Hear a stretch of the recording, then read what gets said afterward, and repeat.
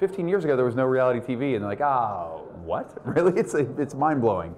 And then when you look at like when Super Size Me came out, you know, when I made that film in 2004, there was no YouTube, there was no Facebook, there was no Twitter. Like just that whole digital side of this landscape, this social media landscape, was incredibly different.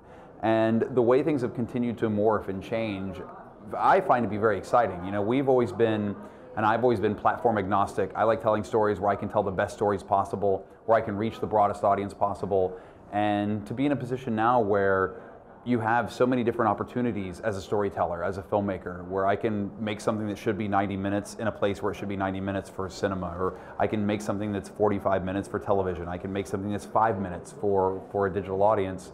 I think it's an incredible thing, and I think if you come at it from a perspective of understanding that, of not being so precious, and I think us filmmakers are precious people. You know, our stories are very precious commodities.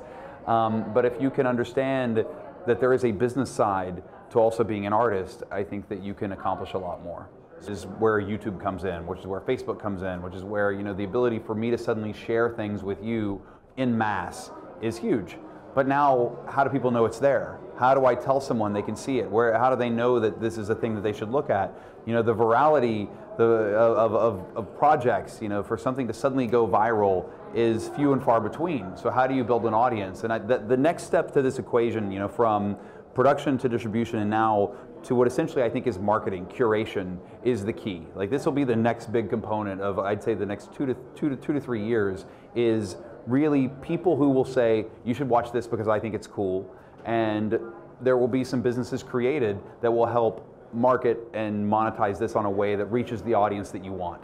But then there is stuff that goes viral that's worthy, you know, and that's why, you know, something like Upworthy that Peter Keckley, a friend of mine, started a few years ago, is a brilliant idea. If you want to have longevity in this career, if you want to have a career, you need to understand how the business works. And it isn't just making something and being done. Part of it is making something and then selling something and then reselling it internationally. Finding other places where you can take that. You know, from day one with Super Size Me, where we already understood there was a derivative idea that we could take out, and we sold the TV show 30 Days around the world, is that you need to understand there is a long tail to everything you make. And for me, as both a filmmaker and as the owner of a company, coming to a place like this, one, helps me see what other people are thinking in other territories. It helps me know kind of other things that are popular. It helps you kind of be able to have a window into what a potential zeitgeist moment could be with another project. And it just helps you build relationships. And at the end of the day, no matter what, the entertainment business is like high school. It is all about relationships, and it's about friendships that you should cultivate. And to be at a place like this enables you to cultivate them, you know, over lots of rosé and the ocean. So how do you lose? Well, I mean, I think it's going to be the continued rise and proliferation of digital entertainment and digital celebrities.